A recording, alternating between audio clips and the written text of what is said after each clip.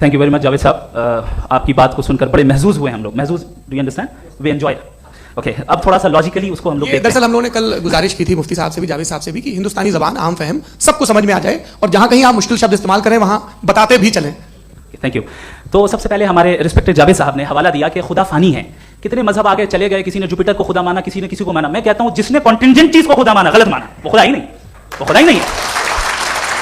हम तो necessary being को साबित करने बैठे हैं, वो नेसेसरी कॉज जो इटर्नल है, जो अबदी भी है और अजली भी है, हम किसी और को साबित करने नहीं बैठे। दूसरी चीज उन्होंने कहा कि फेथ एंड बिलीफ, ये एक ऐसी डेफिनेशन है फेथ की जो इन्होंने पहली मर्तबा पेश की है, या माफ कीजिएगा इन्होंने पहली मर्तबा पेश नहीं की है, रिचर्ड डॉकिंस ने पहली मर्तबा पेश की है। मुझे मालूम है ये सोर्स कहां से है। एपिस्टेमोलॉजिकली फेथ और बिलीफ का फर्क आप इस तरह नहीं कर सकते सर। फेथ सही भी होता है, गलत भी होता है, बिलीफ सही भी होता है, गलत भी होता है। जो लॉजिक, रीजन और एविडेंस से बैक्ड होगा वो फेथ सही होगा। और आप जिस फेथ की बात कर रहे हैं कि इलॉजिकल है और उसके पीछे नहीं है, तो we are on the same page. हम नहीं मानते उस फेथ को, जो फेथ ऐसा हो जिसके पीछे कोई लॉजिक ना हो, एविडेंस ना हो, हम नहीं मानते। हम तो उस फेथ के कायल हैं जिसके पीछे लॉजिक और एविडेंस हो। तो बिलीफ सही भी होता है, गलत भी होता है, फेथ भी सही होता है और गलत भी होता है। तो आज फेथ और बिलीफ के डिफरेंस पे बात नहीं हो रही। आज आप चाहे फेथ एक्सेप्ट कर लें या बिलीफ एक्सेप्ट कर लें, आज ये बात होगी कि ट्रूथ क्या है, चाहे ट्रू बिलीफ सही है या ट्रू फेथ सही है, और फॉल्स फेथ क्या है और फॉल्स बिलीफ क्या है, बात इस पे हो रही। दूसरी चीज इन्होंने पूछा स्टुपिडिटी फिर क्या है। अगर फेथ रिलीजन स्टुपिडिटी नहीं है तो और क्या है? चूंकि फेथ का मुतालबा करते हैं तो स्टुपिडिटी क्या है? मैं कहता हूं स्टुपिडिटी एथिज्म है। उसकी वजह यह है कि आप एक सड़क पे जा रहे हो और आप किसी गार्डन में जाएं और देखें वहां लिखा है फूलों के साथ I love Javed Akhtar, and I really do, I love you sir. तो जब आप वहां पर पहुंचे तो वहां पहुंचकर अब ये बताएं, क्या आप ये कहेंगे वाह व्हाट अ नेचुरल सिलेक्शन? ये क्या नेचुरल सिलेक्शन है? नहीं, ये प्रिसाइजली डिजाइंड है, इसके पीछे डिजाइनर है। लिहाजा अगर कोई एक ऐसी कॉमन सेंस की बात को कबूल नहीं कर रहा है कि यूनिवर्स जो इतने प्रिसाइजली काम कर रहा है, हम कहते हैं कि खुद ब खुद बन गई, मैं समझता हूं इससे बड़ी स्टुपिडिटी और कुछ नहीं है। ये रैशनल चीज है। फिर हमारे सर ने कहा कि आपने बॉल पे फोकस किया, आइलैंड पे फोकस नहीं किया। अरे आइलैंड को किसने बनाया यही समझाने के लिए तो बॉल की मिसाल दे रहा हूं। और बॉल भी कॉन्टिंजेंट है, आइलैंड भी कॉन्टिंजेंट है, दोनों नेसेसरी बीइंग का मुतालबा करते हैं। आगे इन्होंने कहा कि नेचर में कोई इंसाफ नहीं है। हम डिसाइड करते हैं कि मोरालिटी क्या होती है, इंसाफ क्या होता है। हम डिसाइड करते हैं, जैसे ड्राइविंग सीट में ट्रैफिक वाला, ये तो किसी खुदा ने नहीं कहा, ये है, इसे कहते हैं फॉल्स इक्विवेलेंस। ये एक लॉजिकल फेलेसी है। आपने जो है मिसाल दी ड्राइविंग की और ट्रैफिक की, ये सब्जेक्टिव मोरालिटी है। आप सब्जेक्टिव मोरालिटी को मिसाल बनाकर ऑब्जेक्टिव मोरालिटी के ऊपर नहीं थोप सकते। इंसाफ की ऑब्जेक्टिव मोरालिटी। अगर आप ये कहते हैं कि नेचर में इंसाफ नहीं है तो इंसाफ का न होना ये नेचुरल हुआ, तो फिर नेचर को नेचर रहने दे, क्यों हम इतना स्ट्राइव कर रहे हैं दुनिया में इंसाफ लाने के लिए? ये तो इलॉजिकल बात है, इरैशनल बात है। इसलिए बहुत सी चीजें ऐसी हैं जो ऑब्जेक्टिवली जो है इविल या गुड हैं, और बहुत सी चीजें ऐसी हैं जो सब्जेक्टिवली हैं। सब्जेक्टिवली जो मोरल होता है या इमोरल होता है उसको हम सोशल कंसेंसस से या पर्सनल प्रेफरेंस से डिसाइड करते हैं। लेकिन जो ऑब्जेक्टिव मोरालिटी है, जिसमें इंसाफ आया, जो इन्होंने बार बार रिपीट किया, ये ऑब्जेक्टिव है, सब्जेक्टिव नहीं है। अगर आप कहते हैं ये सब्जेक्टिव है, तो मेरा सवाल आपसे ये है, क्या सोशल कंसेंसस के जरिए अगर जुल्म को सही करार दे दिया जाएगा तो आप जुल्म को जस्टिफाई करेंगे? दूसरी चीज इन्होंने ये कहा कि 2 पैक शराब पी लें तो वो उतने पे नहीं रहता, बढ़ जाता है। यही मामला मजहब के साथ है। 2 पैक आप पी लें बढ़ेगा। तो ये एक ऐसी मिसाल है, इसको कहीं भी फिट कर लें कि आप एथिज्म पे जब फिट करें, जब आप 2 पैक एथिज्म का लेंगे ना, तो वो बढ़ बढ़ के नॉर्थ कोरिया बनेगा। Thank you.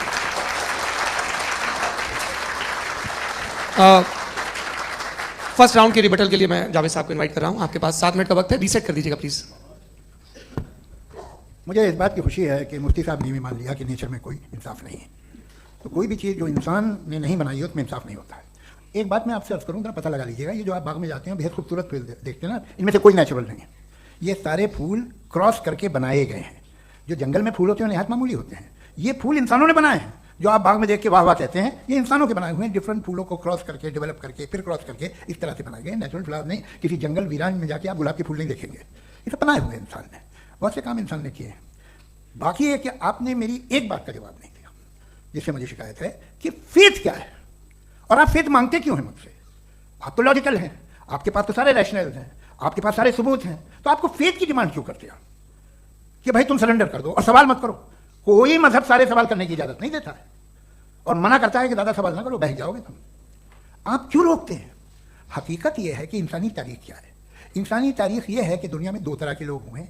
एक वो जिन्होंने अपनी लाइल्मी की परस्तिश की है, दूसरे वो जिन्होंने अपनी इग्नोरेंस या लाइल्मी से झगड़ा किया है और मालूम किया है कि क्या है। ये जो आप कह रहे हैं, आज आप हैरान हैं कि भाई ये यूनिवर्स कैसे बनी। लोग हैरान थे कि सूरज डूबता है तो इधर से कैसे निकलता, और आप एक कदम जाके हमेशा का मानने को तैयार है, एक कदम पीछे मत जाइए। भाई आप इसके बाद जाते हो, कहते सवाल ना करना कि ये कहां से आया, ये पावर तो हमेशा से हमेशा रहेगी। तो आप यूनिवर्स के बारे में मानने में क्या तकलीफ है? एक कदम पहले रुक जाइए। ये हमेशा से थी या नहीं थी, हमें मालूम नहीं है। और ये कहना कि हमें मालूम नहीं है, कमाल ये है कि दुनिया के सारे मजहब सब जानते हैं ये दुनिया कैसे बनी थी, कैसे मिटेगी, मरने के बाद क्या होगा, इनको सब इल्म है। इनको किसी को डायनासोर होते थे पहले ये नहीं पता था, किसी को नहीं। किसी भी दुनिया की मजहबी किताब में डायनासोर का जिक्र नहीं है, लेकिन बाकी सब बातें, how to make universe in 4 easy lessons and बाकी सब पता है। जिसको सब पता है वो गड़बड़ है। हम में ये इंकिसार, ये ह्यूमिलिटी होनी चाहिए कि हम ये कहें कि हमें ये बहुत सारी बातें नहीं मालूम, लेकिन हम उनकी परस्तिश न करना, अपनी लाइल्मी को की परस्तिश न करें, हम उसे पता लगाने की कोशिश करें। जिस दुनिया में आप बैठे हैं सर, ये हॉल जो है, ये इलेक्ट्रिसिटी जो है, ये माइक जो है, जिस हवाई जहाज से आप आए थे, वो जिस कार से आप यहाँ आए हैं, ये सब उन लोगों की बनाई हुई है जिन्होंने सवाल किए थे। ये दुनिया जिसमें आप आज आराम से हैं, ये उन लोगों की बनाई है कि जिन्होंने सवाल किए थे। और हर स्टेज पे इन सवालों को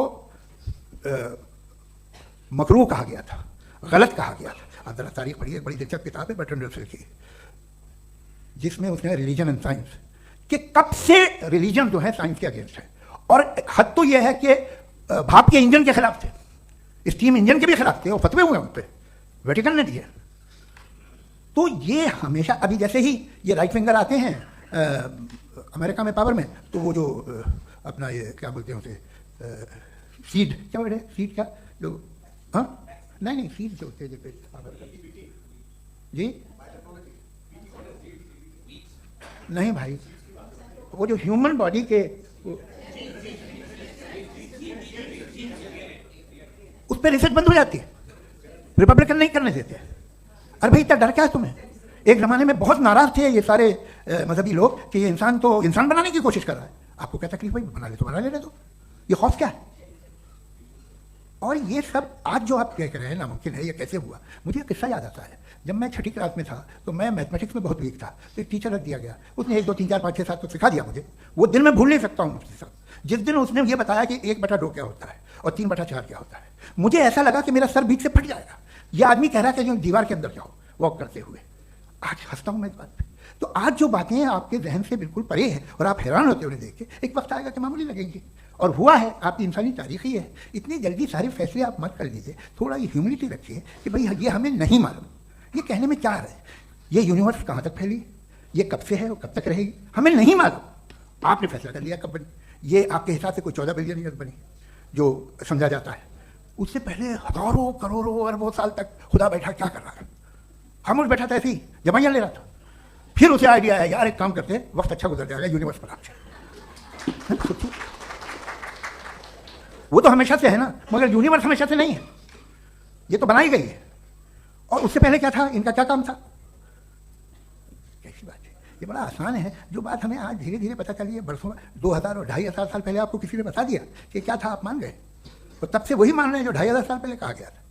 सब कुछ बदल गया है, सॉल्व हो रही हैं चीज़ें। अभी साइंस बिल्कुल दावा नहीं करती, या कोई फिलोसफर ये दावा नहीं करता कि हमें सब मालूम, बल्कि वो कहता है कि हमें जितना मालूम होता है उससे ये मालूम होता है कि हमें कितना कम मालूम।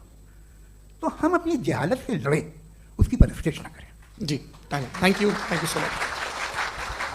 मैं तर्कों की श्रृंखला में राउंड 2 के लिए मुफ्ती साहब को आमंत्रित कर रहा हूँ। आपके पास एक बार फिर से 7 मिनट का वक्त है। शुक्रिया जनाब जावेद अख्तर साहब, कई मरतबा दोहरा रहे हैं कि फेथ का मतलब बताइए, फेथ का मतलब बताइए। मैंने बता दिया, फेथ सही भी होता है, गलत भी होता है। और आज हम फेथ पे बात नहीं कर रहे हैं, हम ट्रुथ और डज गॉड एग्जिस्ट पे बात कर रहे हैं। क्या डज गॉड एग्जिस्ट, ये ट्रुथ यानी गॉड है या नहीं है, इसमें से दोनों ट्रुथ क्या है। अब आप उसे फेथ कह लें, बिलीफ कह लें, नॉट माई बिजनेस। उसके बाद आपने कहा कि भाई सवाल करने से मजहब रोकता है।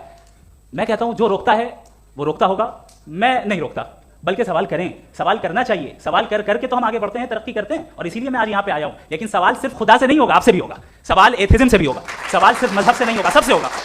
और आज मैं सवाल करूंगा और उम्मीद है कि आप जवाब देंगे। अभी तक आपने वैसे कॉन्टिंजेंसी आर्गुमेंट का कोई जवाब नहीं दिया। चलें, आपने कहा यूनिवर्स के बारे में इटर्नल क्यों नहीं बोल देते।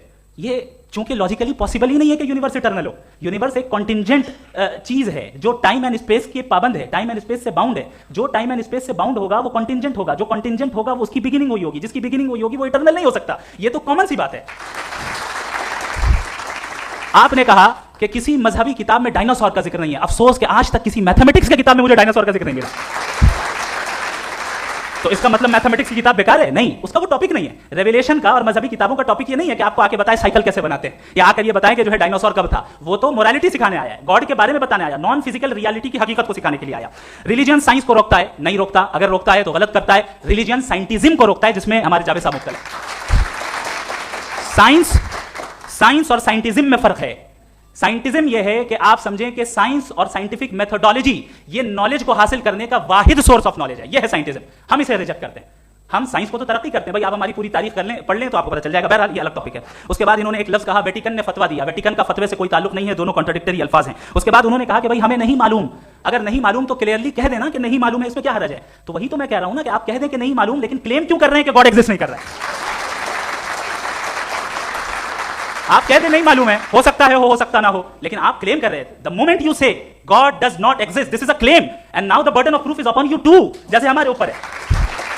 और क्यों है मैं बताता हूं, क्यों है ये भी मैं बताता हूं। फिलोसॉफिकली जो क्लेम होता है ना, सिर्फ ये नहीं होता कि इंसान कहे पॉजिटिव क्लेम करे और नेगेटिव क्लेम करे तो बर्डन ऑफ प्रूफ नहीं है।